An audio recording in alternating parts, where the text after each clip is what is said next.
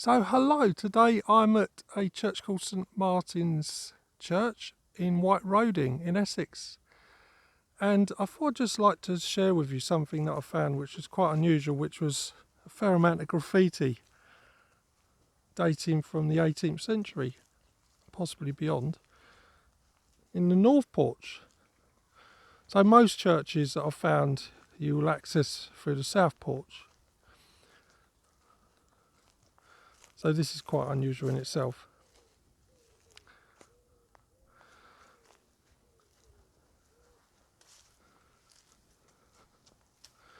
So White Roding is part of the Rodings in Essex, and it's a group of villages which all share the same name. I don't really know much history on it because I haven't researched it yet. But let's just have a look at the graffiti, which I always find gives you a connection to the people from the past.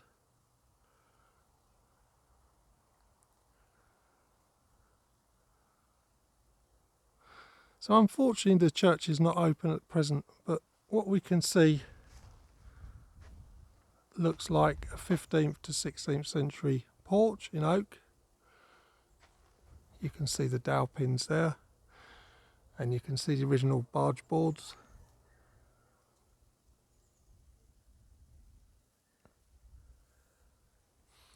And if we follow it down, everything is totally original.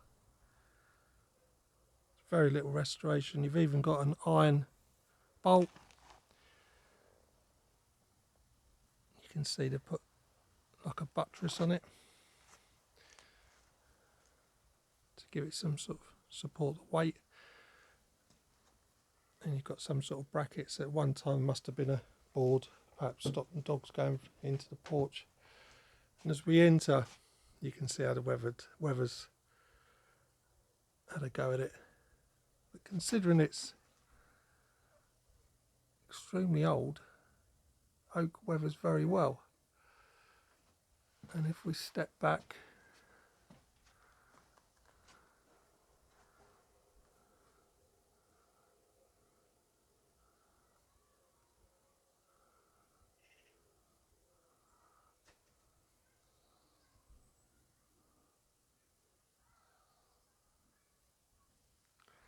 so outside you've got a fairly old yew tree, and then as we pan inside we have the door jamb, and you can clearly see a 1727 there, and I guess the person that did it used a bradawl of some sort because it's got holes, quite unusual.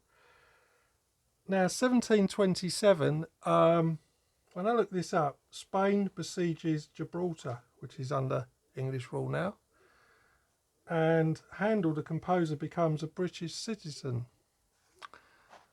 Now,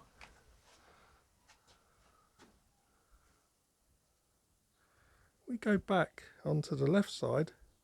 We've got these, I guess they're oak boards, otherwise they wouldn't have lasted this long, and they are covered in numerous windmills. Well, I believe they're post mills. People who know a bit more about it may correct me, but you can clearly see the outline of the top building, and this is their interpretation of the sail, and this is the ladder, and this would be walked. So you can see the post in the middle there, so it's on a big bearing of some sort, and what they would do, they will swing this around and that will face into the wind. And I've got a feeling that all of the boards originate from a post mill here, or windmills, and these farm workers may well have been sitting there dawdling around with their knives and chisels putting this graffiti on. And here we have another. There's the building, and then there's the ladder with the section on the bottom. Now if you want to see one of these buildings renovated, you've only got to go to Mount Nessing. Mount Nessing's got a very fine early 19th century version, And there's another one, look.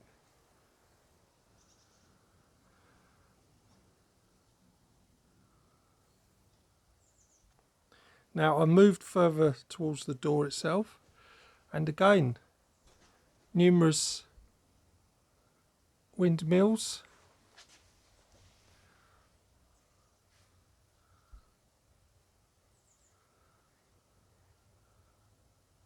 And some very fine handwriting.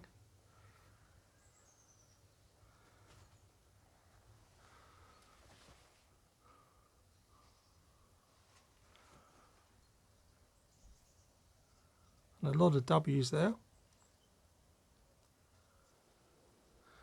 Now we've got the north door itself, and if I pan up you can see looks like very original Norman stonework.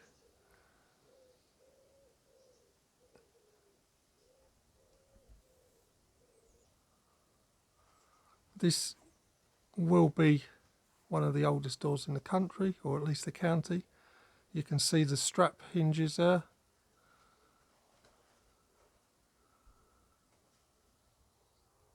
It's most likely 13th, 14th century. And you can see some very old graffiti there, a T.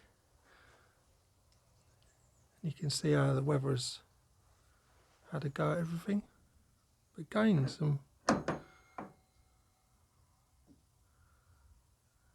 you've got the stone jambs there with the original locks, recesses. If we pan over to the other side, you've got an original pin for a hinge and some sort of plates here for putting something in. There's an older one behind, and a recess here.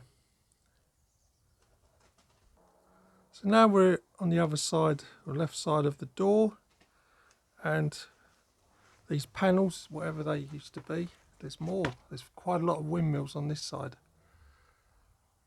You can see here.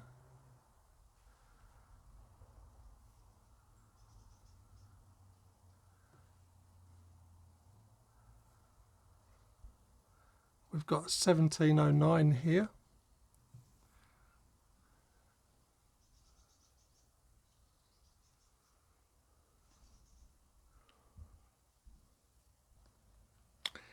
Now when I looked up 1709, it's a real significant year for this country. We had the Great Frost of 1709, which brings floating ice into the North Sea. So can you imagine that? We have an Abraham Darby who produces cast iron in Shropshire, and this will change the world and the way we live today. And the famous Tatner magazine is first published. So it's quite impressive. So if we go down, we can see more windmills, and they just continue. There's another ladder for this windmill. If we go up, you can see clearly a windmill there. Another windmill there. More great graffiti. There's a really old notice board here, and when you look at it, even this is old. It's got rectors from 1322. Carries on.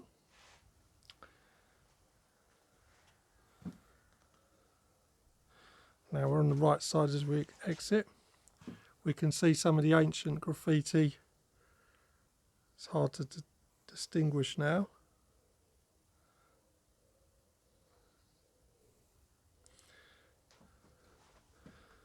If we go down here, we can see quite clearly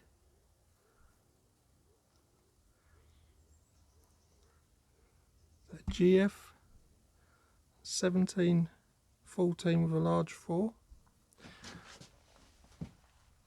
So in 1714 it was the coronation of King George I, and Parliament would reward any person who can discover the longitude for shipping.